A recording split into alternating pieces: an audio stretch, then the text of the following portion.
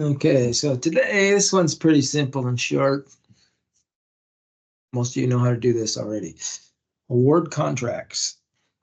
Got a few terms in here you'll have to memorize. So signature authority. Only those individuals authorized in writing by their organization can sign contracts. So there's nothing in the U.C.C. that says a certain level has to do it. It's up to your organization and their signature authority chart. Type of contract and approval amounts are also stipulated by the organization. I'll show you what ours are. Ensure the person signing the contract for the supplier also has the authority to do so. So usually the salespeople do not have that authority. It's usually their management that has to sign the contract, because salespeople are special agents, not general agents. See the PACCAR corporate controller. I'll show you that in a minute. Oops. Where is that? Oh, there it is. That's back there further. All right. Types of obligation documents, written versus oral contracts. So a contract can be formed orally or in writing. Existence of an oral contract is also very difficult to prove in court. So oral contracts for goods worth more than $500 or more are acceptable under the following conditions. And this is U.C.C. If one party to an oral contract documents the contract in writing and sends it to the other party, and they don't reject it within 10 days, then it's a contract. If the goods are custom made made for the buyer, you can just use an oral contract. If both parties behave as if a contract exists, and this is where we get most of things, if you send them a PO and they ship you a part, then there's a contract. And if the party admits under oath the contract existed, and then there's always my favorite promissory estoppel. Can't tell your gardener to go ahead and do the work and then say, oh yeah, I didn't want you to do that. Electronic e-sign Act. This came about in 2000. It says electronic signatures are as good as paper ones. Applies, so it was Congress that put this together, and applies to both interstate and global contracts.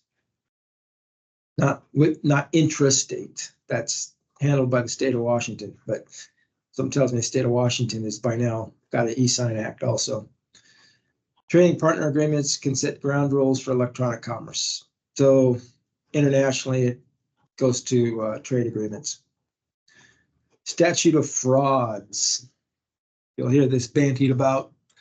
Is a law designed to prevent fraud and perjury by requiring that certain contracts be in writing. Otherwise, they're not enforceable. So statute is basically a law passed by state legislature. Affects the following types of transaction: real estate transactions, goods worth more than $5,000, lease of goods worth more than $1,000, and contracts longer than a year.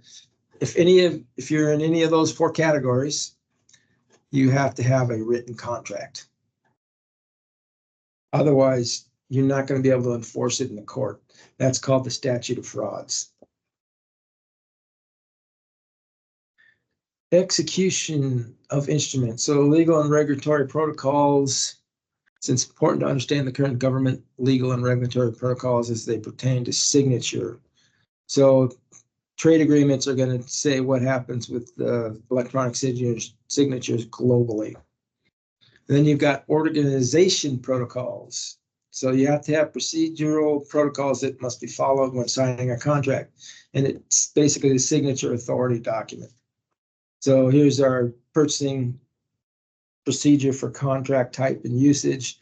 And then the purchasing controllers group handles this file, which is our signature authority file, and it's located here. So, well, used to be located there. I'll have to get the updated spot. It's in the accounting files now, I think. All right. I will find it. I thought that SharePoint went there, but I guess not. This is PACCAR purchasing document site. What are you trying to find, Ricky? Sorry. The Authority matrix? Yeah, the authority matrix. It's in a common documents from the PI side. Oh, Main really? page. Yeah. Let's go take a look. PI site.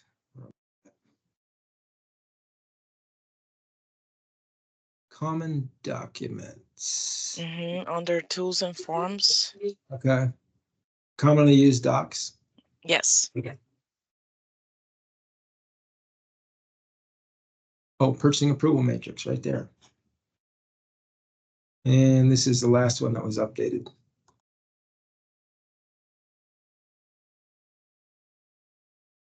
So cost center, operating expense, travel. Do we have contract signing? It's on the, it's the other one. Go back one. Oh, back, okay. Oops. Direct sign. Yes. Oh, and the other one's indirect. Yeah, this is what I'm looking for. So executive VP, long-term agreements. Purchasing VP can go to 25 million in 3 years. Above that, you got to go up to the 6th floor. Executive director, which is Howard. Senior director is Bill. Oh, interesting. They can't do anything. So it only goes down to long-term agreements, only goes down to executive director. Price increases. This is where you'll see it most often. So director of purchasing can do some, but that's as low as it goes for sign-offs for price increases. And we don't usually mess with these two. All right, I will update that link. Okay, signature authority under the U.C.C.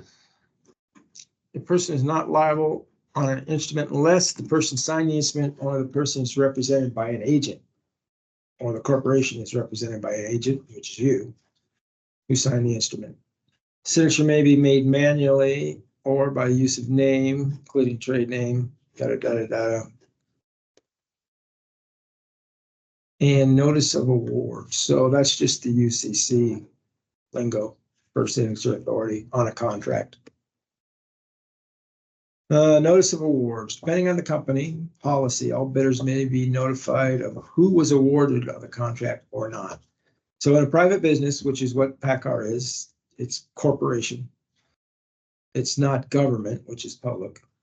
In a private business, the only requirements for notification would be found in the organization's policies and procedures. So I haven't seen anything that PACCAR has that says you'll notify the winner and the losers.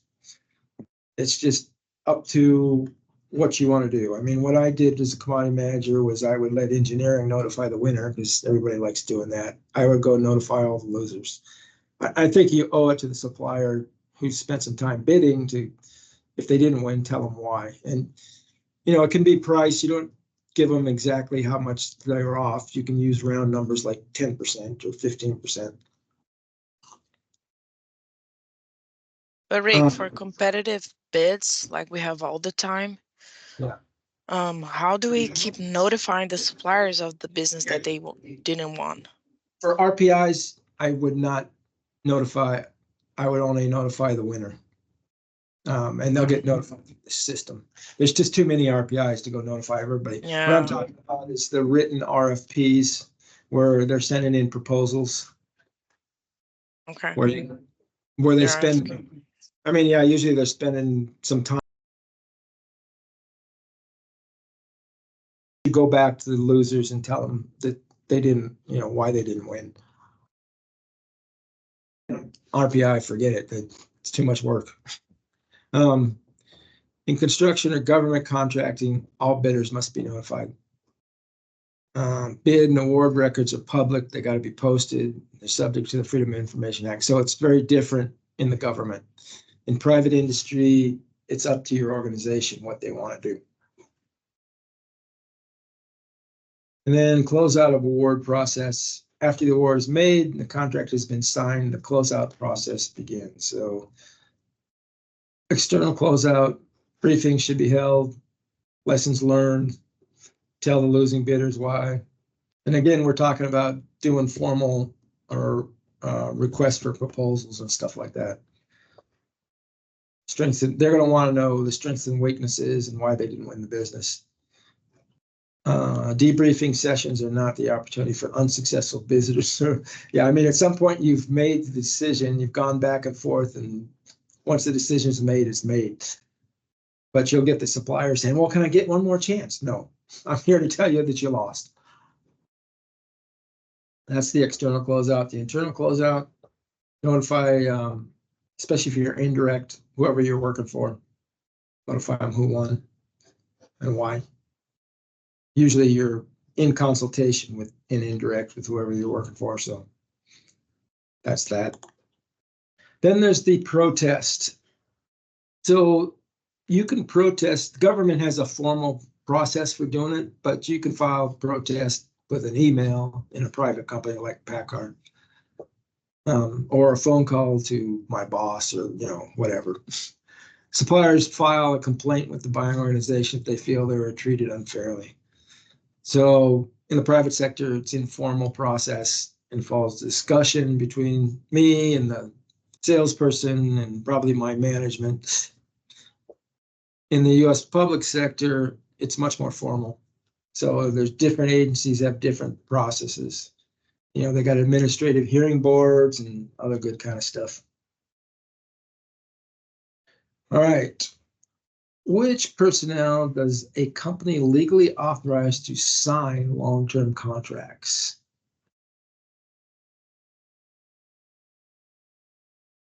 Any guesses here? B. Yeah. This one rings true. It's usually the longest answer that's right. It better be B. And B it is. Okay, one more. What must occur for a person to be legally responsible for a written contract?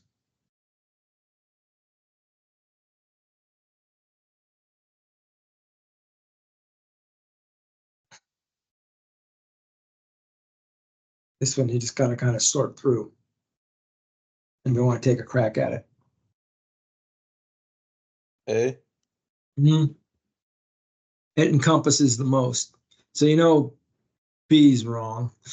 So then it's just a choice between A, B, and A, C, and D, and A covers both C and D. So that better be the answer.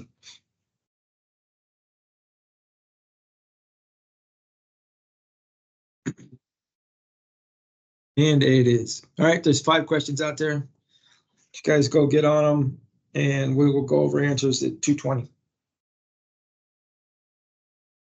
Or if you get done early, just raise your hand.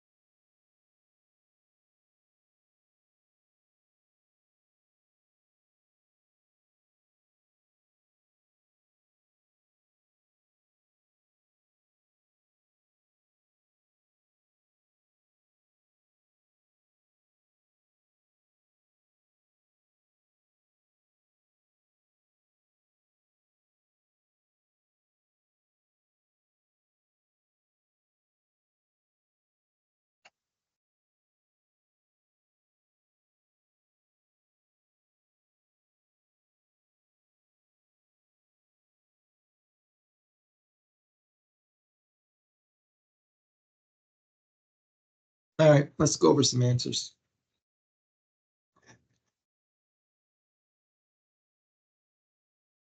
Number 1 is Charlie.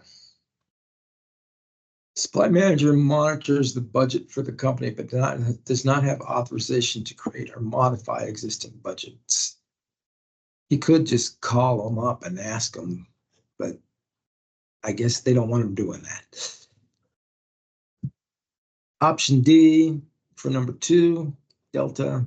Oral contracts are acceptable if both parties behave as if contracts exist and both parties perform their obligations under the oral contract. 3 is also Delta. E-sign specifies that state law may modify, limit, or supersede the provisions of the e-sign. So a state's got to write its own law. And 4 is Alpha, because legally speaking, there are no requirements for most private businesses other than instruction, because they do sealed bids to notify all respondents. Quick question. Yeah. On number 4, it says if Acme is a private corporation that issues stock on the New York Stock Exchange, that doesn't really make sense. Well, so people use the term private in different ways. So what they're trying to say is it's a corporation as opposed to a government entity. I mean, it would be better if they just said Acme is a private corporation, period, comma. Right. So, yeah. Okay. Yeah, And so not this government. that throws you off. Yeah, it's non-government, basically. That's what That's that means. that's not fair. Everybody in purchasing deals with the other definition of private versus public. Yeah, meaning it's not, it's owned by one person. Publicly right? traded. Right. That was Yeah, so okay. that's where the confusion comes in. When ISM uses it, they mean it's not a government entity.